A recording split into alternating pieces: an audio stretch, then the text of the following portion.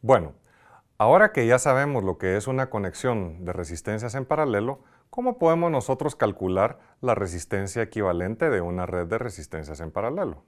Bueno, resolvamos el problema.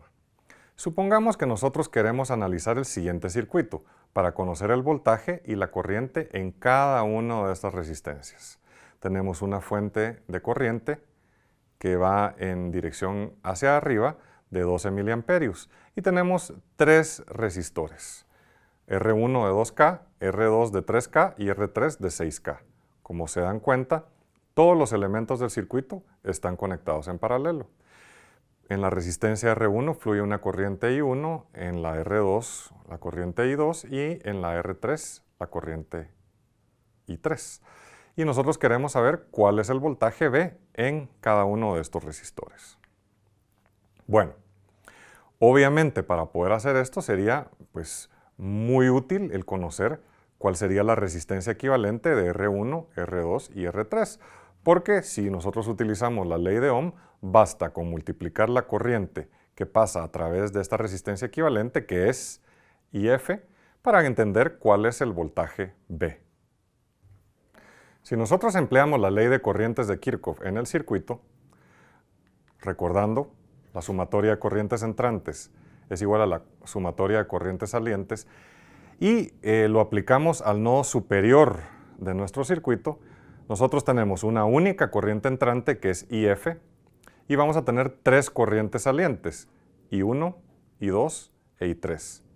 Así, IF es igual a I1 más I2 más I3. Utilizando la ley de Ohm en cada una de estas corrientes, nosotros nos vamos a dar cuenta que IF es igual al voltaje dividido la resistencia equivalente. Eso podemos verlo en el circuito inferior de la diapositiva. Por otro lado, I1 va a ser igual al voltaje V dividido R1, I2 a V dividido R2 e I3 V dividido R3. Entonces vamos a tener que V dividido la resistencia equivalente es igual a V dividido R1 más V dividido R2 más V dividido por R3. Si nosotros dividimos por V ambos lados de la igualdad, vamos a obtener que el recíproco de la resistencia equivalente es igual a la sumatoria de los recíprocos de las resistencias que están conectadas en paralelo. Esta es una forma fácil de encontrar la resistencia equivalente. Ahora, si nosotros dividimos dentro de cada uno de los componentes, de los lados de la igualdad, vamos a obtener que la resistencia equivalente es igual al recíproco de la sumatoria de los recíprocos de cada una de las resistencias que están conectadas en paralelo. Así, R equivalente es igual a 1 dividido 1 partido R1 más 1 dividido R2 más 1 dividido R3.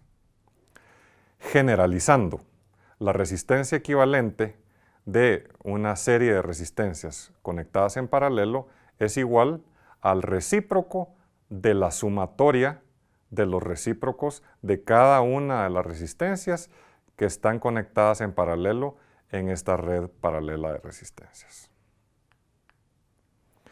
Veamos un caso particular, cuando solo tenemos dos resistencias.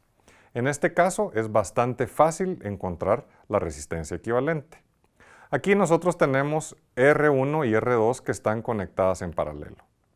Entonces, la resistencia equivalente sería el recíproco de la sumatoria de recíprocos. Así, 1 dividido R1 más 1 dividido R2. Si nosotros sumamos estas dos fracciones, vamos a obtener que esto es igual a 1 dividido R1 más R2 dividido R1 por R2. Y encontrando el equivalente a esta fracción, vamos a obtener que la resistencia equivalente es igual a R1 multiplicado por R2 dividido R1 más R2. Hay que recordar que este caso específico aplica única y exclusivamente para dos resistencias. Así, la resistencia equivalente de dos resistores conectados en paralelo es igual a la multiplicación de sus valores de resistencia dividido la sumatoria de sus valores de resistencia. Ahora, ojo, de nuevo, esto es única y exclusivamente para dos resistores que están conectados en paralelo. La resistencia equivalente de tres resistores no es R1 por R2 por R3 dividido R1 más R2 más R3. Cuidado. Bueno, regresando al problema original. Nosotros sabemos que el voltaje entre todas las resistencias va a ser igual a la corriente total, que es la corriente de la fuente, IF, multiplicado por la resistencia equivalente. Entonces lo que tenemos que hacer ahora es encontrar esta resistencia equivalente. ¿Cómo lo encontramos? Pues utilizando la fórmula generalizada que ya tenemos.